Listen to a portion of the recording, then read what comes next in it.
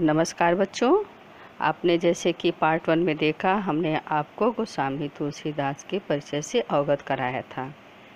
राम लक्ष्मण परशुराम संवाद पाठ में हमने आपको पाठ के कुछ सार को बताया था कि इस पाठ में क्या बताया गया है। तो आज हम आ जाते हैं आप अपने पाठ के पहले काव्यांश की तरफ। तो पहला काव्यांश में हमारा है, नाथ शंभु धनु भंजन निहारा, होई हूँ क्यों एक दास तुम्हारा, आय सुकाह कहिन किन मोरी, सुने रिसाए बोले मुनि कोही। जनक सभा में सीता स्वयंवर के समय जब धनुष टूट जाता है तो क्रोधित परशुराम को पता चलता है और परशुराम आते हैं। जब सभा में वे आते हैं, जनक की सभा में जब वे आते हैं तो परशुराम को क्रोधित मुद्रा में देख करके हमारे भगवान राम जो शील स्वभाव के थे, उन्होंने कहा, हे नाथ शंभु धनु शिव का धनुष, हे नाथ इस शिव धनुष को भंजनिहारा तोड़ने वाला, वही हूँ क्यों एक दास तुम्हारा, कोई तो आपका दास ही होगा, कोई एक आपका सेवक ही होगा जिन्होंने इस धनुष को तोड़ा है। आयसु काह कहिन किन मोरी, आयसु आज्ञा मोहि मुझे, मेरे लिए क्या आज्ञा है। यह सुन ऋषाय बोले मुनि को ही, यह सुन करके क्रोधी ऋषि गुस्सा करके बोले। गुस्सा गए हुए जब उन्होंने ये कहा कि इस धनुष को तोड़ने वाला कोई आपका देवदास ही होगा, कोई आपका सेवक ही होगा, और भगवान राम कहते मेरे लिए क्या क्या है। तो उनके इस मृदुल वचन को सुन करके ऋषि जो है गुस्सा हो जाते हैं और बोलते हैं, सेवक सो जो करे सेवकाई, अरि करनी करी करई लड़ाई। सेवक तो वे होता है जो दूसरों की सेवा करता है, सेवा का कार्य करने वाला है सेवक कहलाता है। अरे करनी करी करई लड़ाई, अरे मतलब शत्रु, करनी मतलब कर्म। तो शत्रुता का काम करने वाला सेवक कैसे हो सकता है, मतलब कि आपने शत्रुता का काम किया है तो उससे जो शत्रुता काम करता है उसके साथ कैसे करना चाहिए। अरे करनी है करई लड़ाई, कि उससे तो लड़ाई ही उचित है, उस शत्रु कर्म करने वाले से के साथ तो लड़ाई ही उचित है। सुनहु राम जेहि शिव धनु तोरा, सहस बाह सम सोरिप मोरा। अब हमारे बोलते हैं ऋषि, हे राम, जिसने भी यह शिव धनुष को तोड़ा है वह हमारे लिए सहस्र बाहु के समान मेरा शत्रु है, इसलिए वह क्या करे। सो बिलगाय बिहाई समाजा, नत मारे जई है सब राजा। इसलिए वह क्या करे कि वह राज समाज से अलग हो जाए, और नहीं तो क्या होगा, इसके धोखे में और लोग मारे जाएंगे, सभी राजा मारे जाएंगे। नत मारे जई हैं सब राजा, कि इसके धोखे में और राजा मारे जाएंगे से अच्छा है वो सो बिलगाऊ बिहाई समाजा, वह समाज से बिलगाऊ अलग हो जाए, समाज को छोड़ दे, अलग हो जाए। सुने मुनि बचन लखन मुस्काने, बोले परसु धरहि अवमाने। अब लक्ष्मण जी थे जो राम के साये की तरह राम के साथ चलते थे, उनका छाया थे, वे कहीं भी जाते थे तो राम लक्ष्मण के साथ रहते थे। अब लक्ष्मण से बर्दाश्त नहीं हुआ, उन्होंने बोला, सुनी मुनि बचन लखन मुस्काने। उन्होंने कहा कि जो है लक्ष्मण जो है मुस्कुरा के बोलते हैं कि हमने तो उसमें बोलते हैं कि सुनी मुनि वचन लखन, मुस्कुरा करके बोलते हैं, बोले परसु धरहि अवमाने। अवमाने होता है बच्चों अपमान करने के लिए, तो व्यंग उसमें हंसी में वह जो है क्रोध भरी बातों को सुन करके परशुराम का अपमान करते हुए लक्ष्मण बोलते हैं कि क्या बोलते हैं कि बहु धनु ही तोरी लरिकाई, कबहुनी असरिस कीने को साई। कि बचपन में तो मैंने ऐसे बहुत से धनुष तोड़े थे, लेकिन कबहु न असिर से कीन ही गोसाई। गोसाई बोलते हैं जो शिव के परम भक्त होते हैं, पुजारी होते हैं, उनको गोसाई की भी कहा जाता है। जैसे पंडित कहा जाता है तो पंडित साथ साथ गोसाई कहा जाता है, लेकिन जो शिव के भक्त होते हैं उनको गोसाई कहा जाता है। तो कह रहे हैं कि बहुधनु ही तोरी लड़काई। लड़काई यानी बचपन में। बचपन में तो मैंने ऐसे बहुत से धनुष तोड़े थे। बचपन में बच्चे खेलते हैं ना, तो धनुष बाण बनाते हैं, तीर चलाते हैं बाँस की पतली पतली उससे, और फिर तोड़कर फेंक देते हैं। तो कबहु न असिर से कीन्हे गोसाई। तब तो आपने इस तरह से कभी गुस्सा नहीं किया, हे गोसाई। आपने गोसाई यहाँ पे परशुराम को संबोधित किया गया है कि आपने तब कभी गुस्सा नहीं किया जब मैंने बचपन में इतने धनुष तोड़े। एहि धनु पर ममता के ही हेतु सुन रिसाय कह भृगुकुल केतु। एहि धनु पर ममता के ही हेतु, इस धनुष पर आपको इतना ममता, इतना स्नेह क्यों है? सुन रिसाय का भृगुकुल केतु। भृगुकुल केतु यहाँ पर भृगुवंशी की पताका रूपी परशुराम को भृगुकुल केतु कहा गया है कि इस धनुष पर इतना स्नेह किस कारण है। यह सुनकर भृगुकुल की पताका रूपी ऋषि ने कहा। यह सुनकर के सुन रिसाय यानी गुस्सा करके हम परशुराम ने कहा, भृगुकुल की पताका रूपी परशुराम ने कहा। क्या कहा? अब इस दोहे के माध्यम से सुनिए।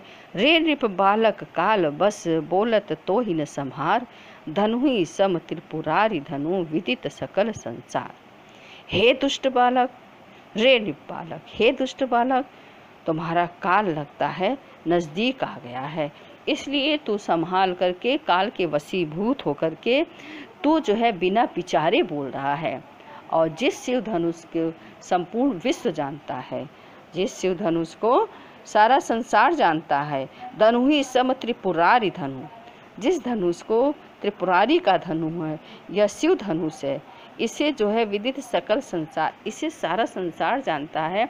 यह कोई सामान्य धनुष नहीं है, यह त्रिपुरारी का धनुष है। और इस धनुष के टूटने को तुम एक सामान्य सा धनुष बता रहा है। अब तो भाई लक्ष्मण में हो गई, छिड़ गई लक्ष्मण परशुराम में। तो इस तरह से आपने देखा कि यहाँ पर हमारी जो पहले वाली चौपाई है, दोहा है, इसमें इन्होंने इस तरह से व्यक्त किया। अब अगले उसमें हम आते हैं। लखन कहाँ हंसी हमरे जाना, सुनहु देव सब धनुष समाना, का क्षति लाभ जून धनु तोरे, देखा राम नयन के भोरे। अब सबसे बढ़िया यहाँ पर लक्ष्मण ने परशुराम को संबोधित करते हुए हंसकर कहे, लखन कहाँ हंसी हमरे जाना। लक्ष्मण जो है हंस करके बोलते हैं कि हे देव, सुनहु देव सब धनुष समाना। हे देव, हमारे ज्ञान में तो, हमारी समझ में तो सारे धनुष एक समान हैं। का क्षति लाभ जून धनु तोरे। अब यहाँ पर देखिए धनुष क्या बताते हैं कि धनुष था कैसा। जून, जून, जून मतलब पुराना, जीर्ण।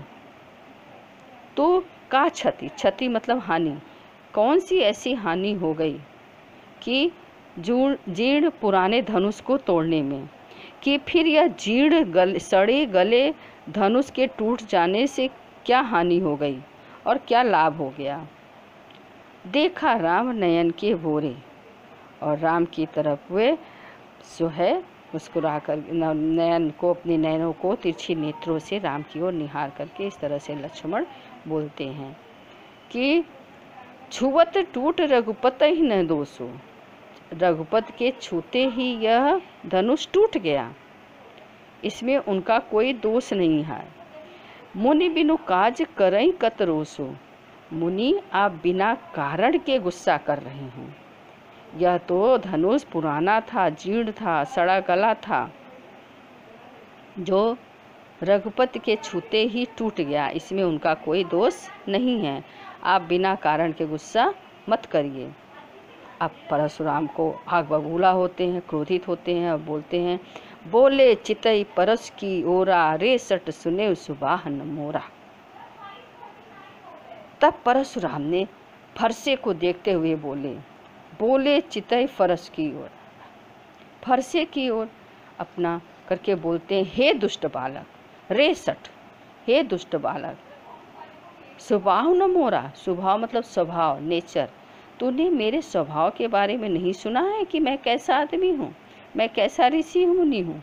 क्या बालक, तुमने कभी मेरे स्वभाव के बारे में नहीं सुना है? बालक बोली, बधौ नहीं तो ही। तुम्हें मैं बालक समझ करके मैं तेरा वध नहीं कर रहा हूँ, बच्चा समझ करके बधौ नहीं तो ही मैं तुम्हारा वध नहीं कर रहा हूँ। मुनिजन जाने मोहि, केवल मुनिजन जाने मोहि। अरे मूर्ख, तू केवल मुझे साधारण मुनि समझ रहा है? तो मुझे क्या केवल साधारण मुनि समझ रहा है? मैं बाल ब्रह्मचारी अति को ही, मैं बाल ब्रह्मचारी हूँ और मैं अत्यंत क्रोधी हूँ। यह जो है विश्व विदित क्षत्रिय कुलद्रोही, यह पूरा संसार जानता है कि मैं जो है क्षत्रिय कुल का कि मैं द्रोह करने वाला विश्व प्रसिद्ध अत्यंत क्रोधी बाल ब्रह्मचारी हूँ। मैंने क्षत्रिय कुल का मैं तहलका मचा दिया था, मैंने क्षत्रिय कुल में विद्रोह कर दिया था। मैं वही बाल ब्रह्मचारी ऋषि हूँ।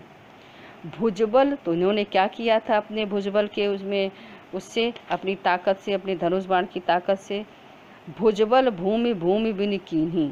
इन्होंने क्या किया था कि भुजबल अपनी भुजाओं के बल पर, यानी अपनी धनुष बाण की ताकत के बल पर इन्होंने कई क्षत्रिय राजाओं का मानमर्दन किया था, कई क्षत्रिय राजाओं का मानमर्दन कर दिया था।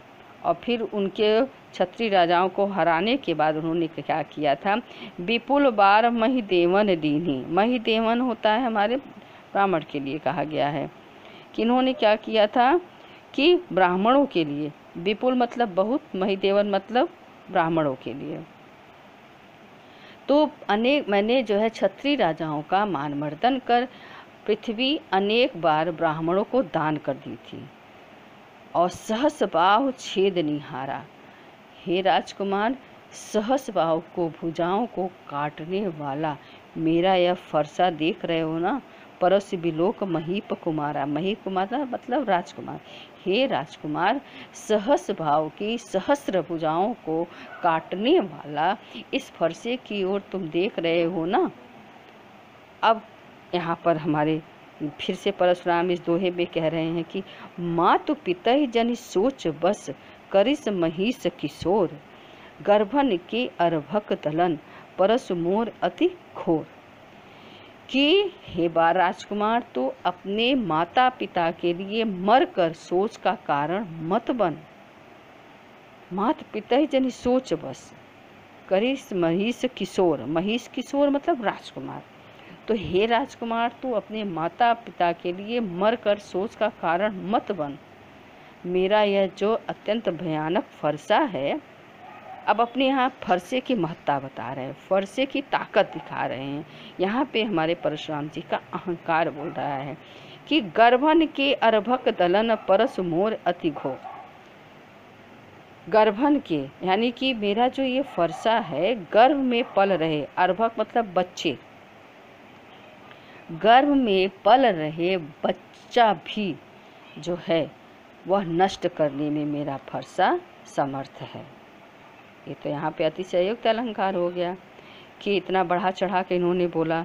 तुलसीदास जी ने कहा है, परशुराम ने जो कहा सो कहा, लेकिन तुलसीदास जी ने यहाँ पे व्यक्त किया है कि परशुराम जी अपने फरसे की महत्ता को बताते हुए, फरसे की ताकत को जताते हुए लक्ष्मण से कहते हैं कि तू अपने माता पिता के सोच का कारण मर करके मत बन, यानी तुम मर जाओगे तो तुम्हारे माता पिता चिंतित होंगे और सोचेंगे।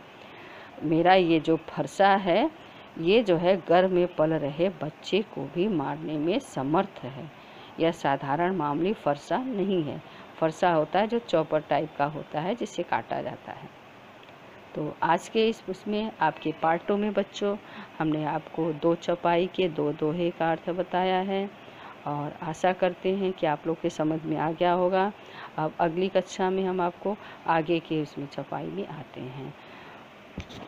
तो नमस्कार बच्चों, आज की कक्षा यहीं पर समाप्त होती है। धन्यवाद।